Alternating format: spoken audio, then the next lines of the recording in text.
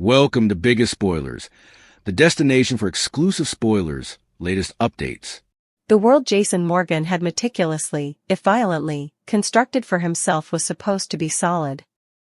Built on a foundation of unshakable deals and brutal clarity, it was a fortress designed to protect his family and maintain a precarious order. But as he stood in the dim, anonymous safehouse, the walls of that fortress felt as insubstantial as smoke. The man standing before him, FBI agent John Jagger Cates, wasn't just a lawman, he was a specter from a past Jason had tried to bury, and he held a sledgehammer. "It's done," Jason stated, his voice flat, devoid of the triumph he should have felt. The mission Cates had strong-armed him into, a high-risk, off-the-books operation that skirted every line of justice, was complete. The target was neutralized. The deal was fulfilled. "We're square."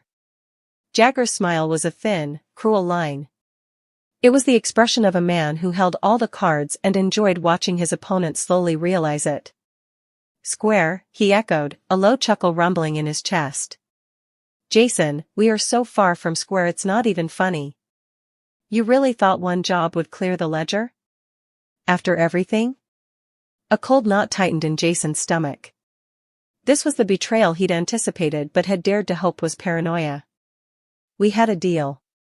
"The deal," Cates said, stepping closer, his voice dropping to a conspiratorial whisper that was more threatening than a shout, "has been amended.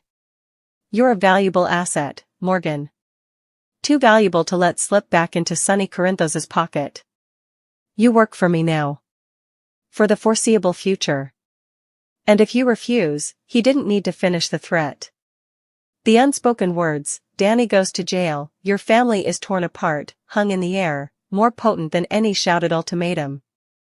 Jason's shock was a silent, internal earthquake. He was not a man who was often caught off guard, but Cates had just redefined the entire battlefield. He wasn't getting his freedom, he was exchanging one form of captivity for another, more insidious one. The FBI agent had no intention of letting him off the hook, he was simply tightening his grip, ensuring Jason remained a permanent pawn in his game. This was a truth too dangerous to hold alone. Later, under the guise of a casual meeting at the Metro Court, Jason found Anna Devane. She was a pillar of a different kind of justice, one he'd come to respect, if not always agree with. Seated in a secluded booth, he gave her a terse update, his eyes constantly scanning the room. "He's not honoring the deal," Jason said, the words tasting like ash. "Cates. He says I'm still on the hook. Indefinitely." Anna's face, usually a mask of cool composure, tightened with fury. But it wasn't directed at Cates. Not yet. It was directed at Jason. "And what did you expect?" she hissed, leaning forward, her blue eyes blazing. "You made a deal with the devil who has a personal vendetta against you and your entire world. You brought this snake into our garden, Jason. And now, because of your arrangement, Valentine is missing." The mention of Valentine Cassadine was a fresh complication. Anna's concern for the man was a poorly kept secret, a complex tangle of professional history and personal feeling. Laura Collins, wearing the weary expression of a mayor perpetually putting out fires, had just moments earlier pulled Anna aside. "Anna, I need your help," Laura had said, her voice low and urgent. "Valentine has vanished. No one has seen or heard from him in 48 hours. Given his connections and Cates's recent activities. I'm worried." Anna was now livid, trapped between her professional duty, her personal feelings for Valentine, and her sheer frustration with Jason's disastrous pact. Cates's blind side had not only trapped Jason but had sent shockwaves through the entire city, endangering one of its most unpredictable players. While Jason was grappling with his renewed servitude, his mind, as it always did, turned to his family. To his son. The need to see Danny, to ground himself in the reason for all his compromises, was in physical ache.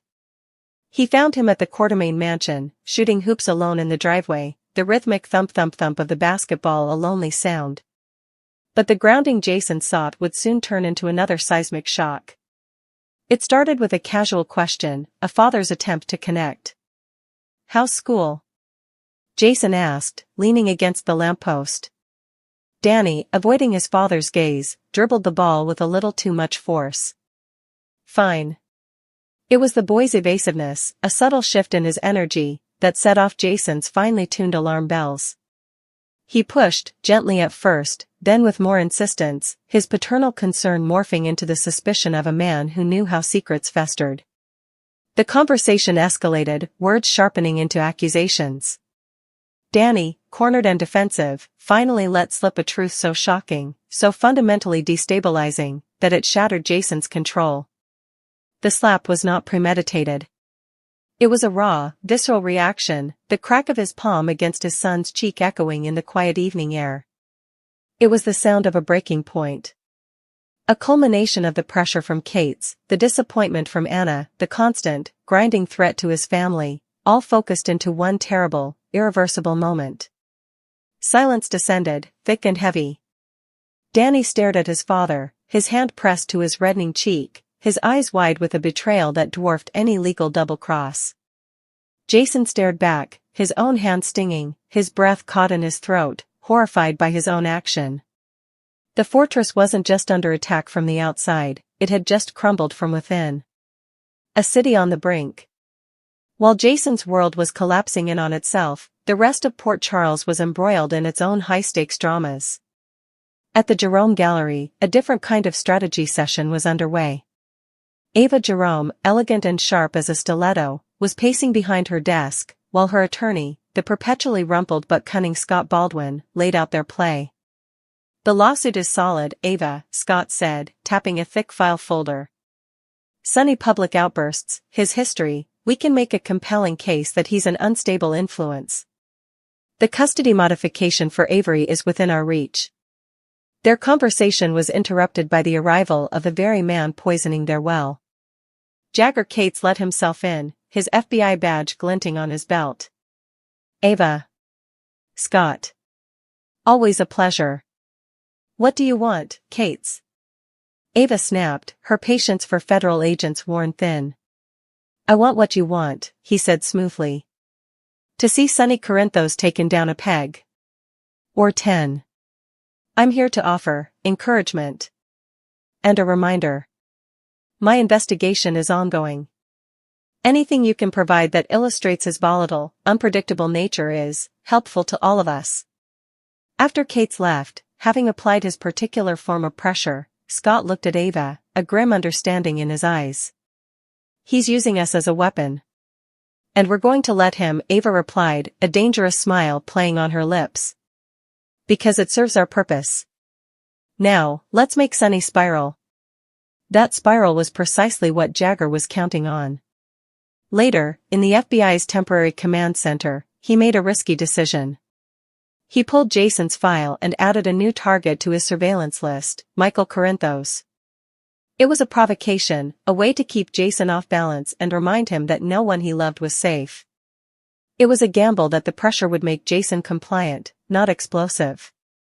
Anna Devane, following her own instincts, was doing the opposite of pressuring the Corinthos family. She was digging into Valentine's disappearance, and the trail was cold.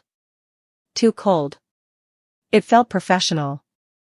As she pored over flight manifests and financial records in the PCPD, she was approached by the one person who could match wits with any shark in the water, Diane Miller.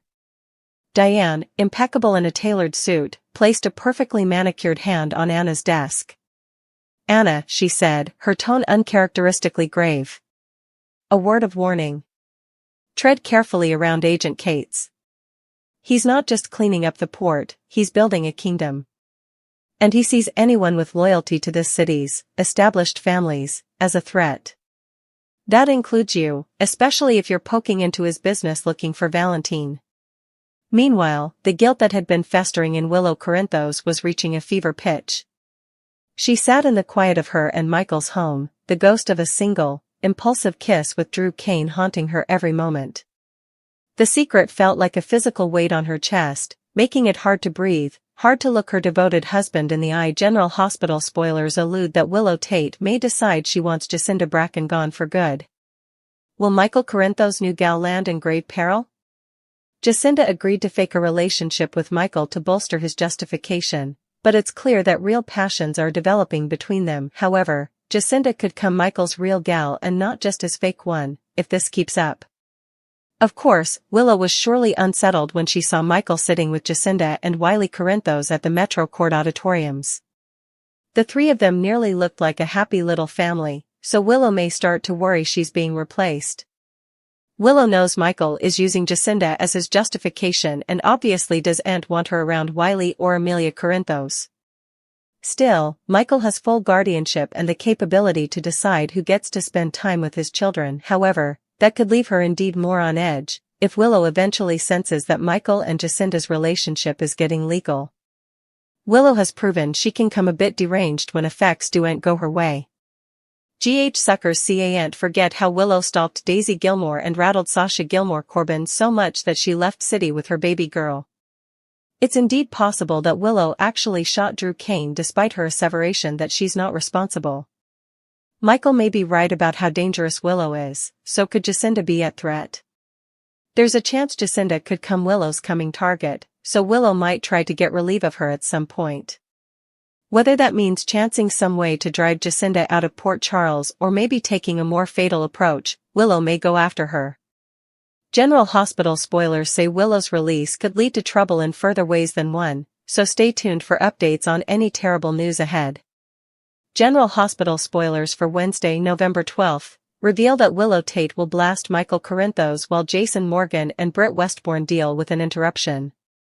Professor Henry Hank Dalton will also beget some drama thanks to a case of bad timing, so let's bandy what's coming up in Port Charles.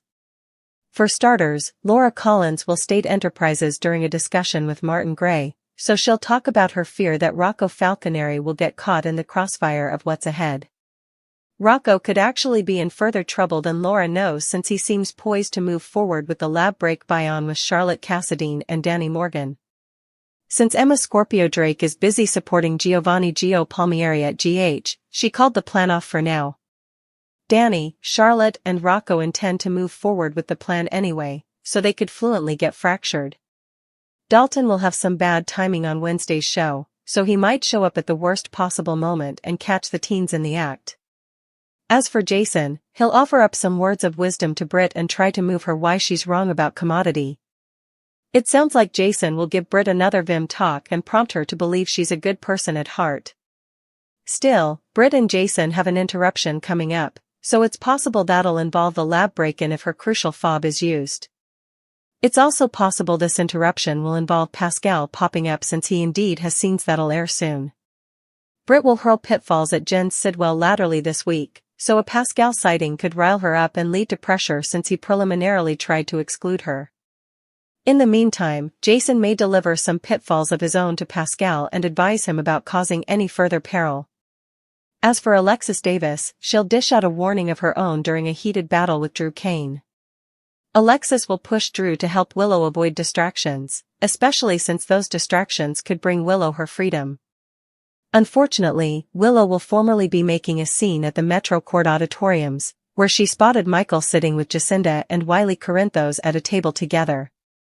Willow just made bail, but she'll waste no time in getting tangled up in further Michael-related conflict. It won't be long until Willow confronts Michael over Jacinda and the fact that he's letting her hang around Wiley. Willow will also get in Michael's face and contend she knows he put that gun in her room. Michael may deny the frame-up, but Willow will contend he's shamefaced of that and of shooting Drew that cataclysmal night. At the sanitarium, Brooke Lynn Quartermaine will supplicate for positive updates regarding Ned Quartermaine, but she'll have to stay and see how his exigency bypass goes. General Hospital spoilers say Brooke Lynn will turn to Harrison Chase for support in the meantime, so he'll await more medical news together.